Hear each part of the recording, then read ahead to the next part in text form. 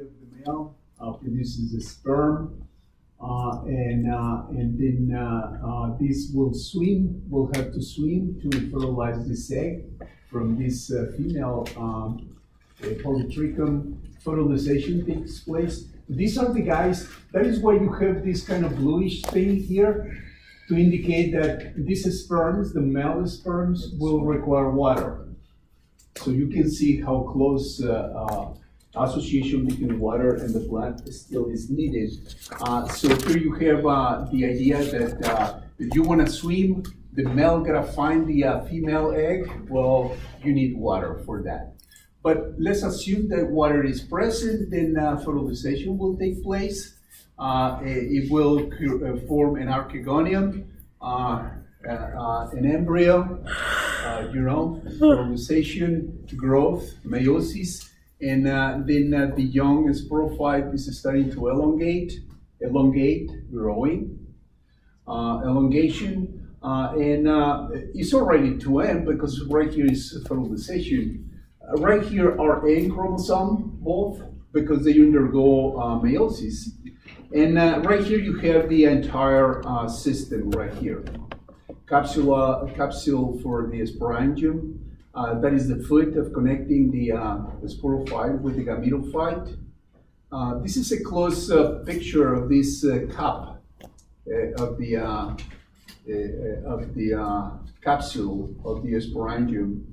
Meiosis will occur here, and then the spores are dispersed. Some spores will lead to the female, some spores will lead to the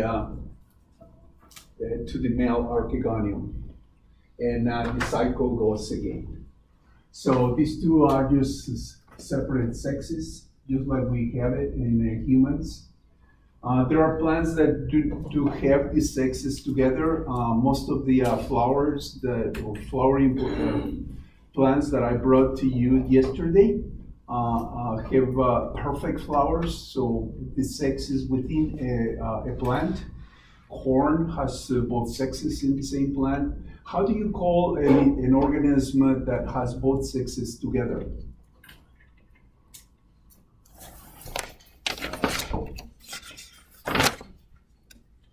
So how do you call hermaphrodite?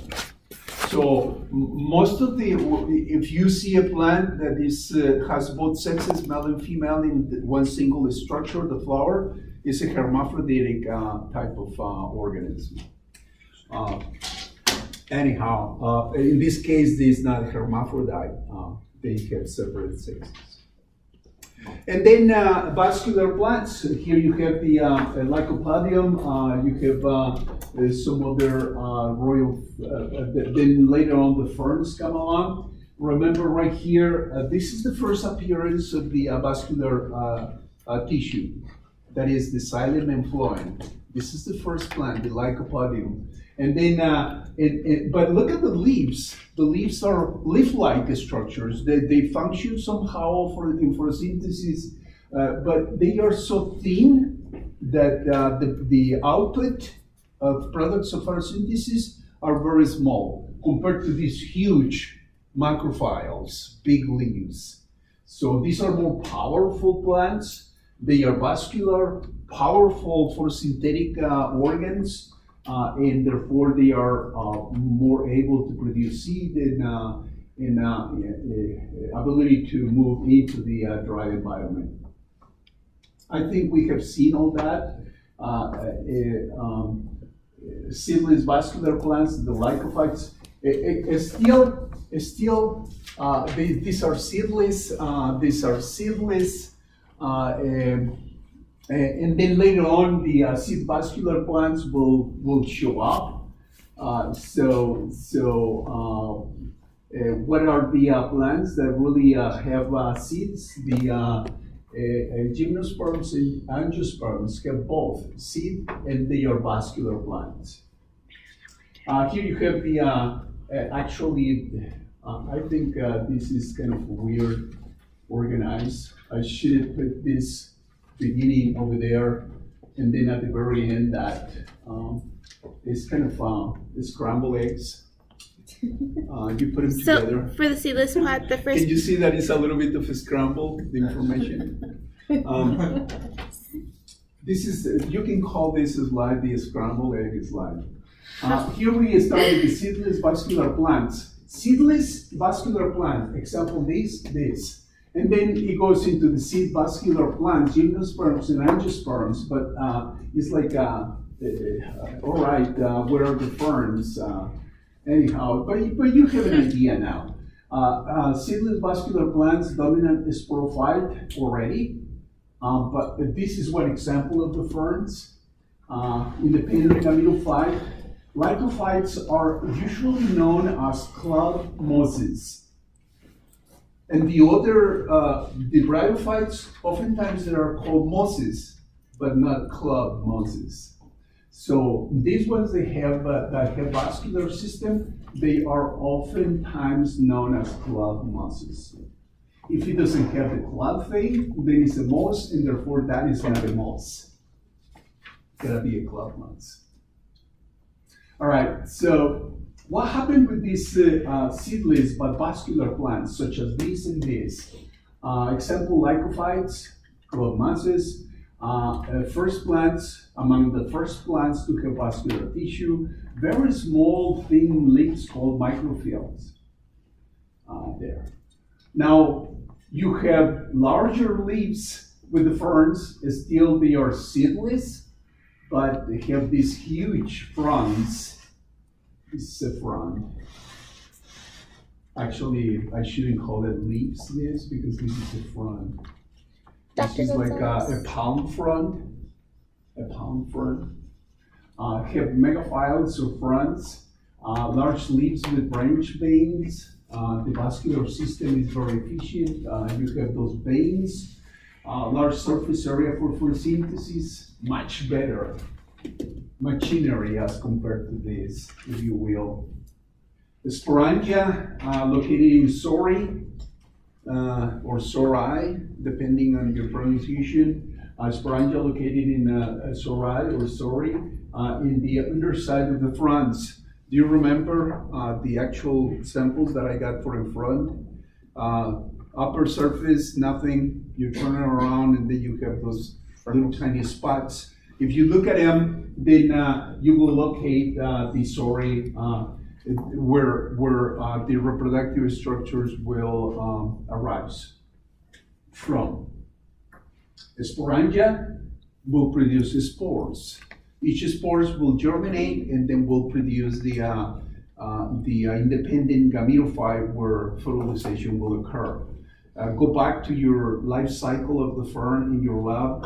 If I don't have that life cycle here, then help yourself with whatever other information we have. A small independent gametophyte, it's independent gametophyte. I'll show you that. You have that life cycle.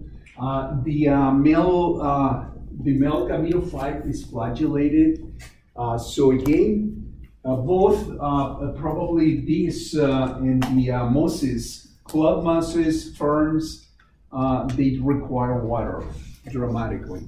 Okay, so like the ferns, it's a vascular plant, right? The fern, it belongs with the vascular plants, plant. Okay, yeah. and the other one is the Actually, seedless the vascular. lycophyte is also a vascular plant, but seedless.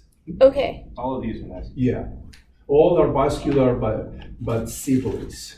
And the other difference is the microphylls and macro, and then macro. Micro and macro. Fields, leaves. Okay.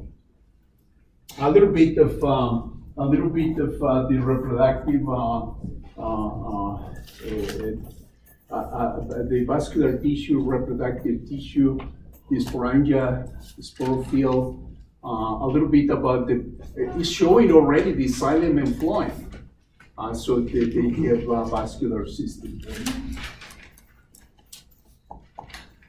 Here you have the life cycle. This is exactly what happened. Here you have the sorus or sori, plural. Sorus 1, sori or sori.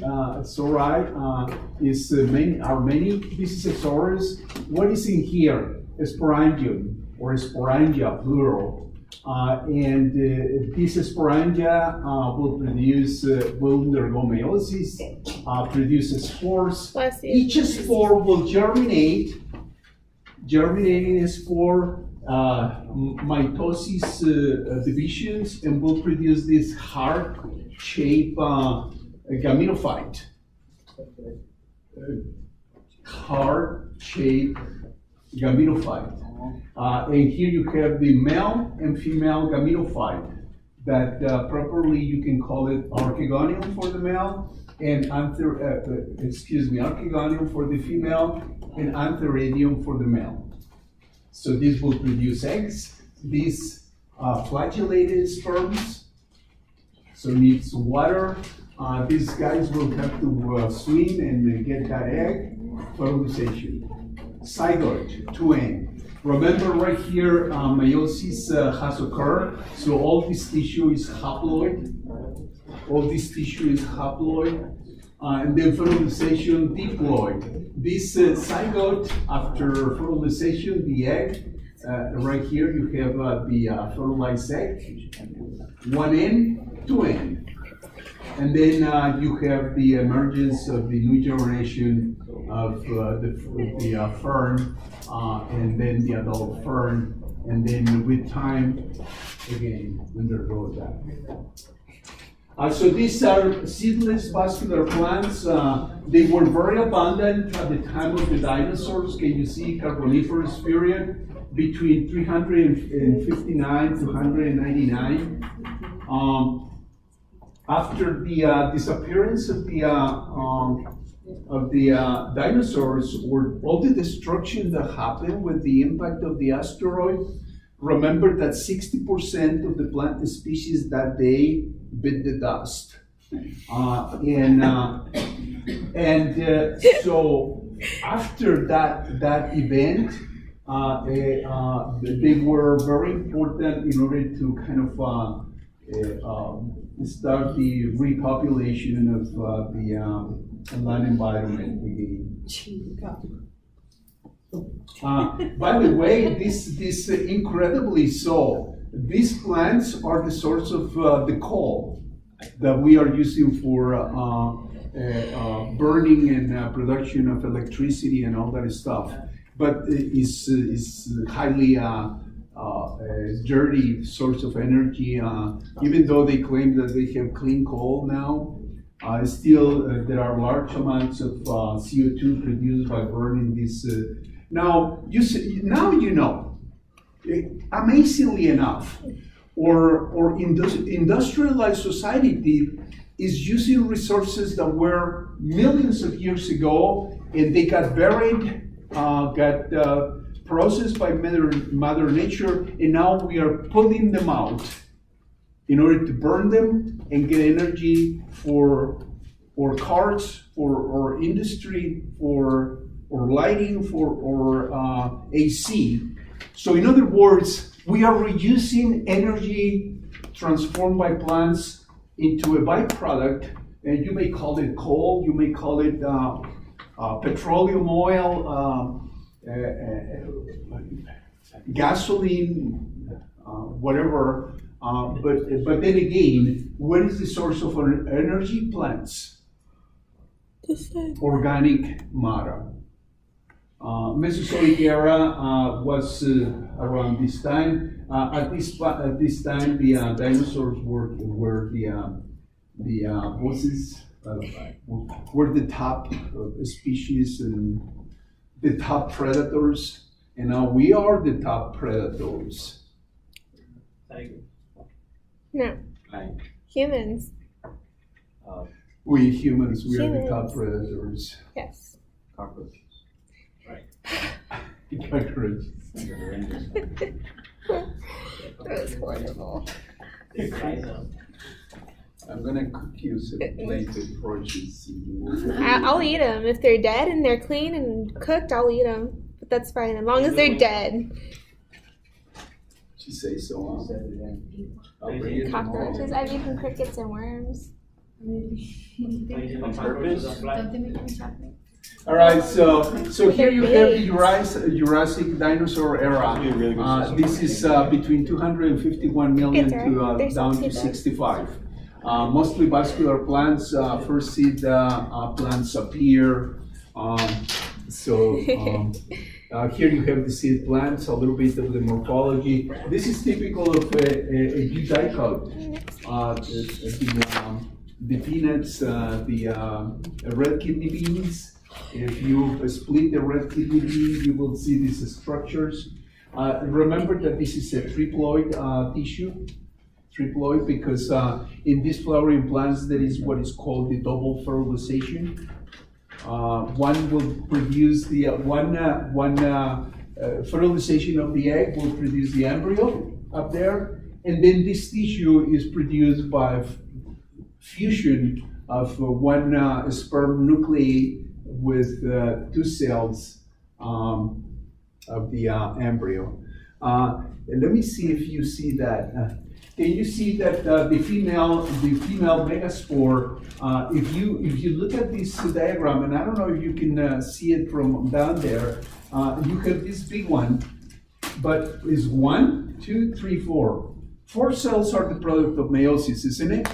And these plants will carry out meiosis, and just like the human females, you guys, you carry out meiosis, but you produce one single egg out of each meiosis. What happened to the other 3 cells? Well, they never develop, disappear. Exactly what happened with plants. Also, we are not that different, isn't it? Even in reproduction, you carry out meiosis, and only one of those 4 cells, product of meiosis, develop into a potential egg. Plants do that, females in our species do that. But we can think. Oh, why? Yes.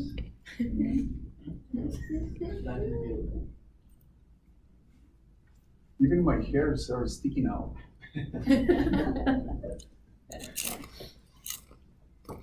All right, so here you have the female at the bottom, the male production of pollen grains, the megaspore, the pollen grain mature. You see, this is what is called the sporophyte because it produces these kind of spores. Microspore, megaspore. What the sporophyte produce? Spores. The spores that will develop into megaspores, microspores, pollination, fertilization. Right here you have the growth of the pollen tube and down to fertilization of the egg. Once the egg is fertilized, it grows into the embryo. Embryo over here. This part is the cotyledon for store energy for that seed to later on start growing and preparing for synthesis. Okay, so again, seed plants have 2 types of spores, male and female gametes, 2 kinds of gametes, male and the so-called microspore, and the female, the megaspore. The female is the female gametophyte. Right here you can say that this is the female gametophyte, male gametophyte. Also known as micro and macro spores. They are not single cell, but multi-cell.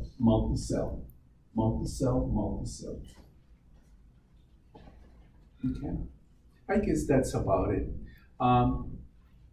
The advantage of seeds is for survival, and therefore that explains the dominance of seed plants.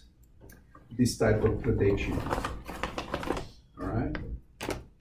And the most fundamental thing that you gotta remember is that once you have these protective, those protective structures, then there is no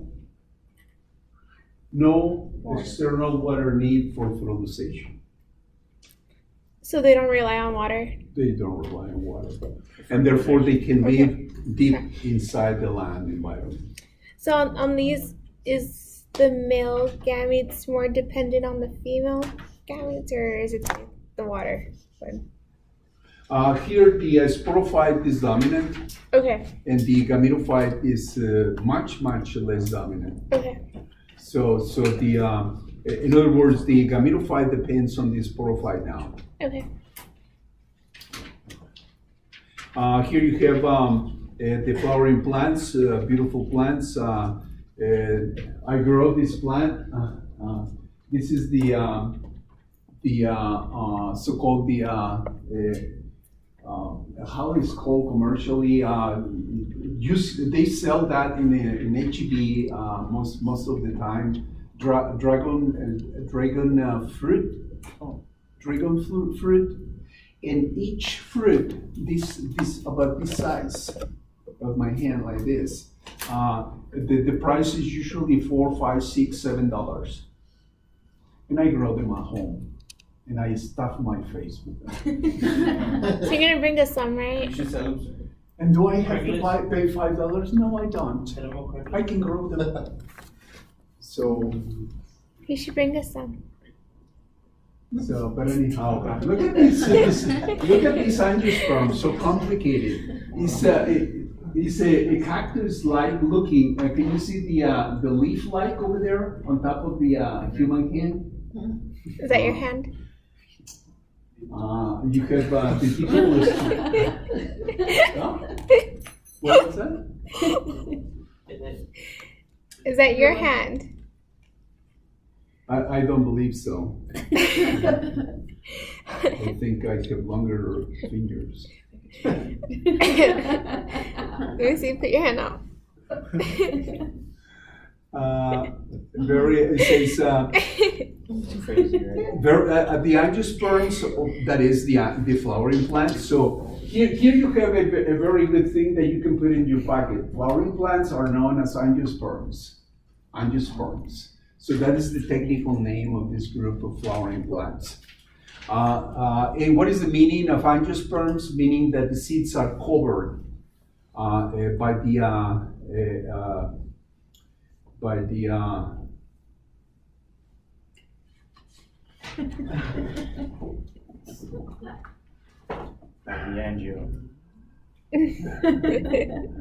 exceptionally large and successful group of land plants.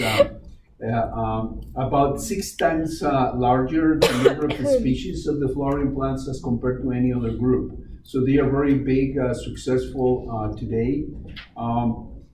First fossil of these flowering plants show up about 335 million years ago. That is how old the fossils of these angiosperms have been found. Most flowers have certain parts despite the similar appearance. And that is why I got this picture of this plant, because it looks really weird. Look at these funny structures. All these are anthers, pollen grains. Here there is an insect, by the way. Probably this plant depends on insects for if you kind of touch those anthers, it's really sticky, the pollen grains. So you can see that the insects are a main way of pollination. By the way, probably bats or nighttime flying animals are responsible for fertilization of these flowers, because soon after the sun rises, they close, they dry out, and that's it. So that means that most of the pollination is very, very early in the morning or at night. So very interesting. All right, so that's, even though you find a similar appearance in flowers, they have sepals. These are the sepals, this green stuff. Petals, collectively called the corolla. Quite diverse in size, shape, and color. See part of the diversity. The stamen is the stalk. A stalk is a filament that ends in an anther. Right here you have many of them, hundreds of them. but you can see these blobs, that is the anther, and they are attached to this filament, this duct. Carpel refers to the female part. The carpel ovary at the base contains ovules. The style elevates the stigma, which is the surface that receives the pollen grains. And then the pollen grain actually kind of germinate and penetrate the tissue down to where the egg is located. And then fertilization will take place. Here you have a little bit of the anatomy of the flower. This is the male. This is the stamen. This is one stamen. And it consists of a filament and the anther. In the anther is where meiosis occurs, and then the male pollen grains will be released. Right here you have the female component. If you want to have a souvenir, this female part, this is what is called the carpel. Sometimes they call it the pistil. But I don't want to complicate your life. Call it carpel. And here you have the ovule. The stigma here is where this is kind of sticky and automatically kind of grabs the pollen grains, and the pollen grain grows and start penetrating all these stem-like, and come over here, and right here you have the kind of opening, and then penetrates there and fertilizes the egg. All right, there you go, the carpel. So male, female, gametophytes. And some of the structures, sepals, petals, and then the reproductive organs. Here you have a typical pollen grain. I complemented this slide by putting these pollen grains. These are from citrus. These are citrus pollen grains. Not much different from this, huh? Same. The same. There you go. One interesting thing is that this is a transgenic pollen grain. Can you see that it's blue and this is not blue? This is transgenic. Already.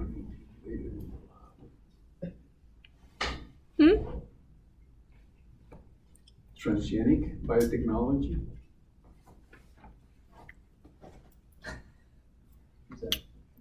And interestingly, most of the time when you do a transformation, remember that there are two chromosomes, pairs of chromosomes. Well, citrus has pair of chromosomes like we do. One from mom, one from dad. When you do a transgenic event, one of the chromosome changes and insert that gene from being moved by biotechnology. So one chromosome has that. So when they undergo meiosis, you have half transgenic pollen grains and half normal. And here you have the story. Half non-transgenic, half transgenic. Exactly as expected. So when you work in research, you convince yourself more and more every day that what is in the book, what we know, it happens. And that is why I really push you to do a little bit of live research in the lab. Even though you may have prepared slides and they are beautiful and good, there is nothing like I say, I did it and I found the same information. You know? So, by the way, this is the key for the double fertilization. You have the tube nucleus. This nucleus is the one that directs the growth of the pollen tube.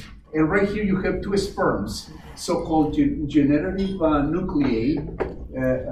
Right here you have them. One will fertilize the egg, and the other will fuse with these two cells over here, and it will form the tree-end tissue. So do you remember when? So here you have the egg fertilized, undergo meiosis too. undergo meiosis. Once it's fertilized, this is not meiosis, but mitosis. Right here, this is coming from fertilization. This is doing zygote. Fertilization, zygote, and right here you have the male and female gametes. Fertilization, zygote, and then mitosis will produce 4. If you go another duplication, how many cells are you going to have? Those are going to be 2, 2, 8. 8. And so right here in this ovule, you have the 8 cells. Here you have, this is the egg. This is one of those generative mitotic N chromosome number cells. And right here you have 2, and you have 3 over here in that structure. Count them, 3, 6, 7, 8. 8. And this is Of for, how many mitoses? 1, 2, 3 mitoses. and this is the plants. Unless is what? The plant. Huh? It's a plant. Yeah, Yes. it's a plant. Okay. Say it again. No. Okay. So in 3 mitoses you have 8 cells. Now you have it here. Now one of these generative nucleus, one of them will fertilize this. Remember, this is N chromosome number, N. Here comes the pollen tube. One of these gamete will fertilize this, and this one come along and fuse with this tube. So here you have the 3N. I told you that yesterday, I think.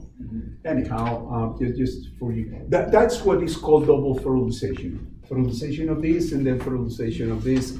And the endosperm of dicot seeds will have those huge cotyledons filled with a lot of goodies, and they are 3N. All right. Flowering plus, here you have the double fertilization. I should have waited a little bit. Anyhow, now you understand that. I guess I already explained that.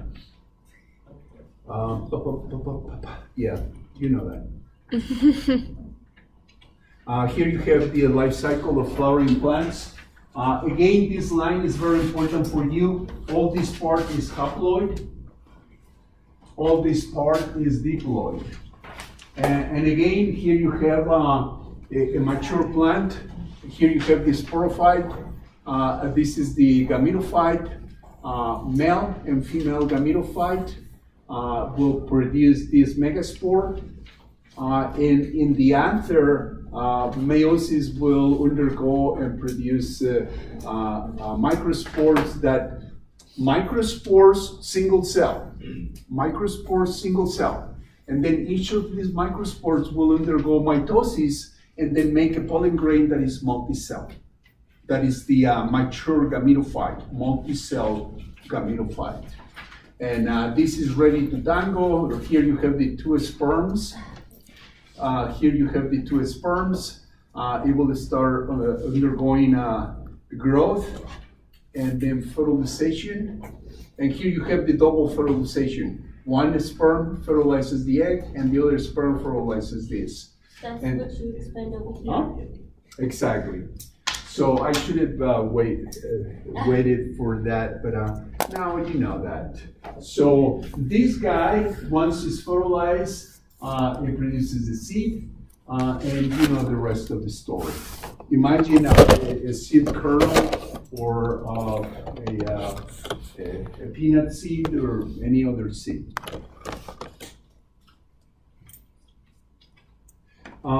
Adaptation of angiosperms. It has very interesting fruit dispersal, water, animals, wind, gravity, from top down. They have fleshy fruits, which is the ovary. That fleshy fruit that protects the seeds is the ovary. Let me go back again. This part will become the ovary part of what you eat from an apple, or the meaty part of any fruit, banana or watermelon or whatever. We love ovaries. Fruit dispersal, pollination, insect, birds. Some scientists, they think that coevolutionary adaptation between a species, there is a benefit. It's like a mutualistic activity between a species. Symbiosis at the level of mutualistic. Do you remember yesterday we saw 3 types of symbiosis, isn't it? Review that. So some biologists think that plants have enslaved animals in order to make sure that those animals will disperse their gametic units in order to carry out fertilization across large areas. The rule is that inbreeding is not very good for organisms, as we know it. So plants tend to disperse seeds far away, always finding very far away individuals, and therefore usually these plants will produce very heterozygote progenies. And if they are heterozygote, then they are more powerful than inbreeding individuals. Anyhow, we discussed that in 1408. Some flowers are night blooming flowers, just like the one that I show you from this dragon fruit, or the cacti that produces that fruit. It's delicious, by the way. And they say that it's good for many. People will start thinking and associating that some fruits have some benefit for some diseases and what have you. Attract mammals. What kind of mammal insects? Probably these bats that we mentioned before. Birds are associated with that. Mammals, birds, insects, all help that. All right, so I guess we covered that. The fungi, they are not plants. They do not carry out photosynthesis. They don't have chlorophyll. Usually they are white, gray organisms. They are very similar to us. They are heterotrophs. They are heterotrophs, or if you want to call it chemioheterotrophs. Chemioheterotrophs meaning they require food from external sources, just like us within the animal kingdom. Animals ingest their food, fungi grow into it, meaning it's external. So this growing into the food substrate, meaning the fungi cells secrete enzymes into the environment, and the enzymes start working on the organic substrate, break down that, and then uptake little tiny building blocks of those molecules. So we have internal digestion, and then the fungi is external. Animals are motile, fungi are not. But they can grow and travel by growth a huge amount of distances.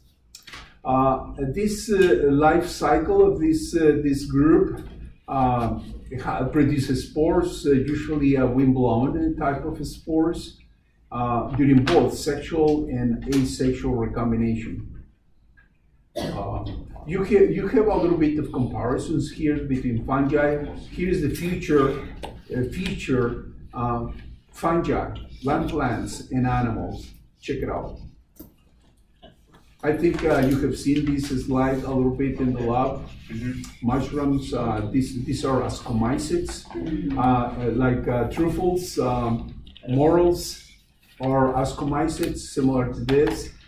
Here you have a bunch of fungi growing, probably they are ascomycetes as well. Here you have a zygomycete, like penicillium, and so on and so forth. Here you have structures of the fungal, the hyphae. This is a hyphae, a single cell, hair-like structure, a strand of single cells. That's the one we saw the day before yesterday. Yeah, that is the body of the fungus. When you see the huge mat of hyphae, then you call it the mycelium. The mycelium is a chunk of them, yeah, many of them. Anyhow, I guess that's that. Here you have the life cycles again, you guys. Now you know a little bit about this business of the cycle. I'm not gonna go through that. Here you have the nuclear fusion. One interesting thing about fungi, you guys, and I want you to realize that, is that here you have the entire part of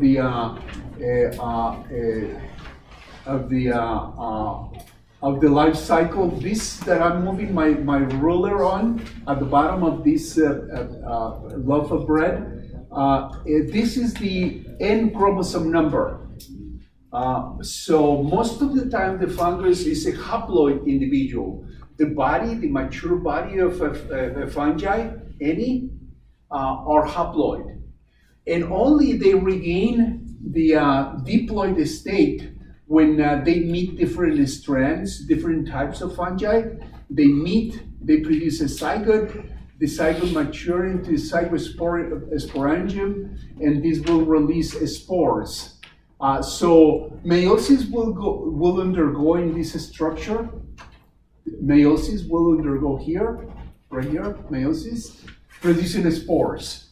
These spores are are haploid spores, but these will start dividing by mitosis, and it will produce these long strands that you call hyphae. And right here, the fungus can undergo asexual reproduction. Asexual reproduction and chromosome number. And these are sporangium, conidia, producing conidia, and these will produce spores and chromosome number, and it will be dispersed by wind, and each conidia will start a new fungus form. Now, eventually, in the wild part of wherever they grow, they can meet two different types, produce these mating types, two different mating types, produce this structure, nuclear fusion, again, zygosporangium, that will produce this incredible structure that will produce spores, and back again. So, sexual cycle, these are N chromosome number, these are 2 N chromosome number that are able to undergo meiosis. And then also this fungi can produce huge amount of spores in asexual form. So, a huge amount of spores everywhere. And they are right here in this atmosphere. If you just get a petri dish with a sterile gel and just run it through this air like this, and probably you will get bacteria growing and fungi growing in that plate. So we are surrounded by living matter in a way. Here you have the life cycle of a basidiomycete, the one that produces this delicious mushrooms, yummy, yummy.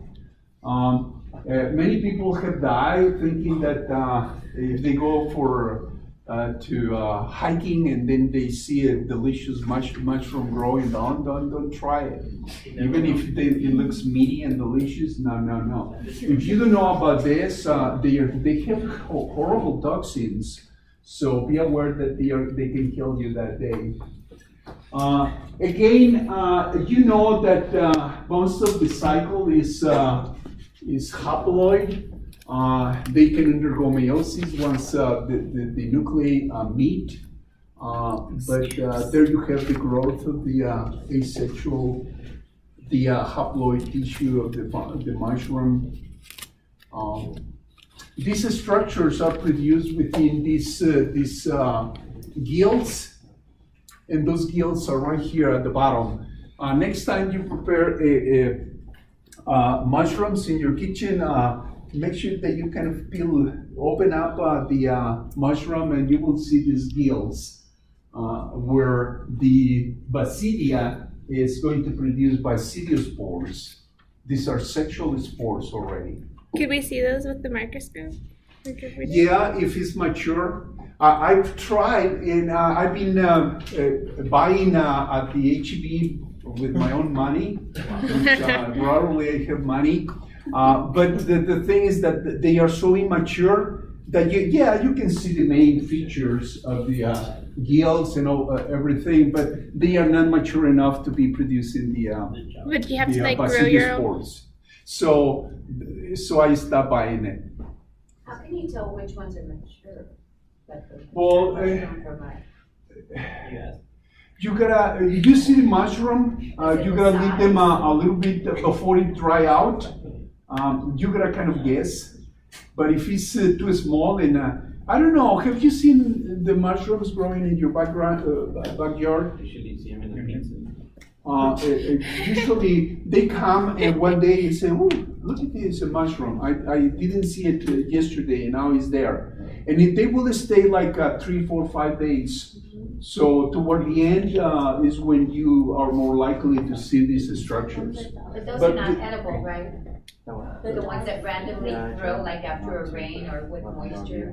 Well, some are safe I mean, they look to good, but. some of them are good for you to eat, but you need to know which ones. And if you ask me, do you know, sir? I'm gonna say, no, I don't, and I don't wanna guess.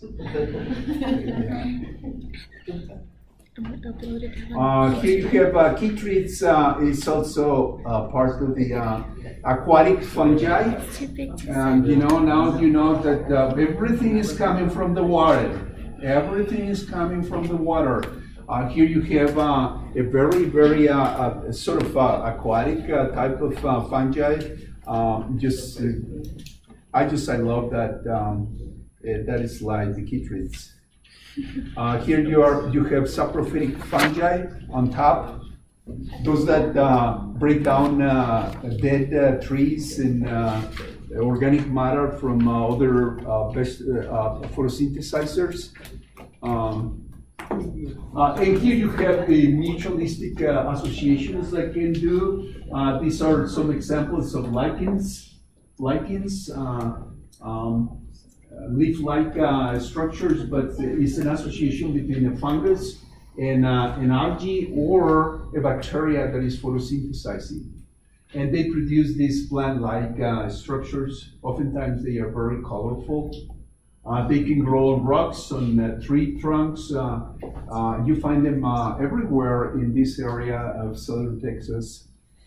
So beautiful symbiotic associations that they can do between single-cell photosynthesizing algae, single-cell photosynthesizing bacteria, and fungi. Ascomycetes are involved in those associations, ascomycetes. And then the fungi has produced huge industries, $1 billion industries, like the yeast that allows to ferment Special occasions. sugars, and then a byproduct, the pulp of the fungus is called alcohol.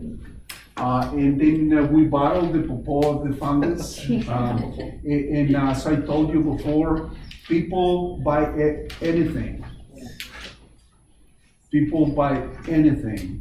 One day I asked a very successful businessman in Mexico, I said, if I want to retire early, what kind of business will give me money? He said, any. If you sell people rocks, people will buy you rocks.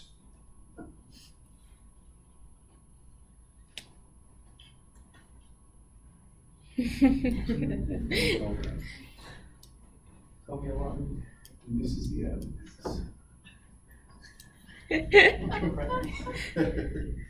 For bottling water, they produce these plastic things and then go and fill it in the faucet.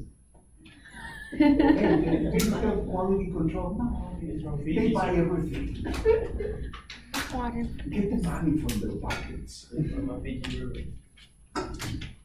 Fiji water. People buy everything. Everything. Everything. Silly, stupid, and cheap. There you go. Everyone. Everyone. And people don't say hi any longer. They are all just like robots. There you go. We'll have you. That's why they said that there was gonna be robots in the future. Where the robots? Yeah. Robots, you, and then the smartest people, the ones that are going to control you, will program you, and have all these silly manipulated people. Let's make them slaves. And then the upper class is going to be lying like that. See, and you are all programmed to do jobs. Give me a foot massage, please. And there.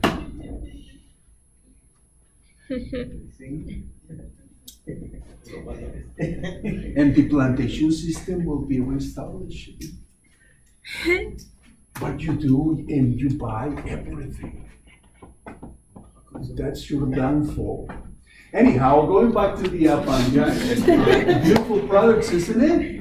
Look at the cheese, the Swedish cheese. Look at the bread. No CO2 during fermentation. You have no rising of bread while preparing bread. So you need the fungi. How much money is in the bread industry? How much money is in the alcohol industry? Ooh, forget it. Billions and billions of dollars. Mycorrhizal fungi over there.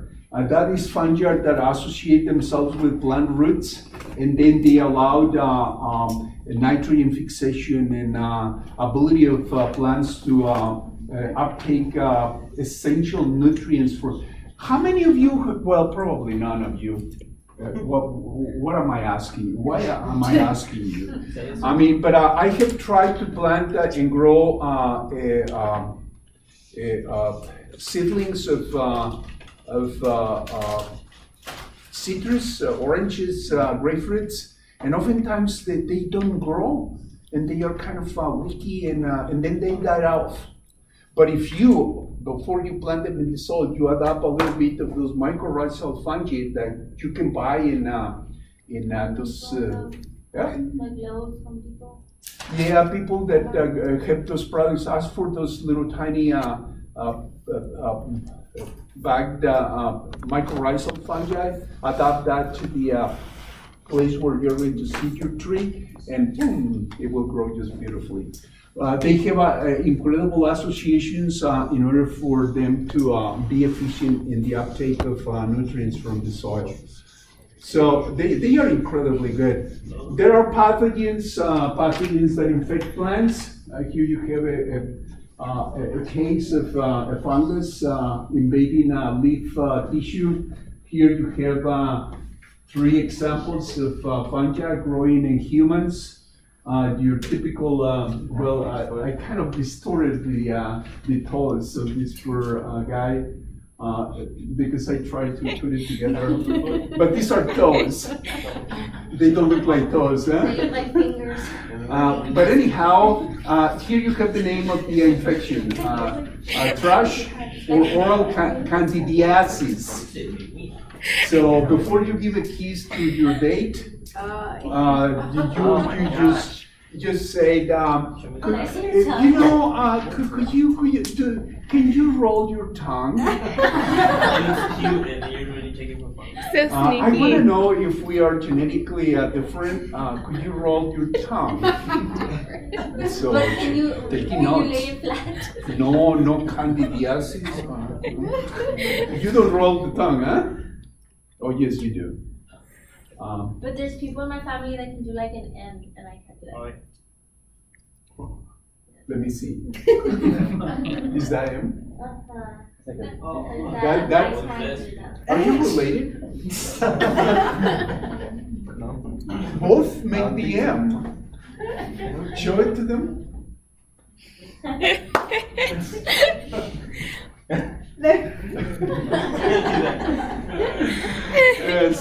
But anyhow, just to avoid diseases, your date, hey, let's play with the rolling of the tongue, and in the meantime, check it out. Otherwise, don't even try. So when you have thrush or candidiasis, Candida alba, I think is one of the names, characterized by the formation of alba. I think it's alba because alba means white, formation of white patches on the tongue. So it will be very obvious. Ringworms, here, if you are a pet owner, you're likely to have these infections. It's typical of that. A ringworm, I think, be on any part of your body.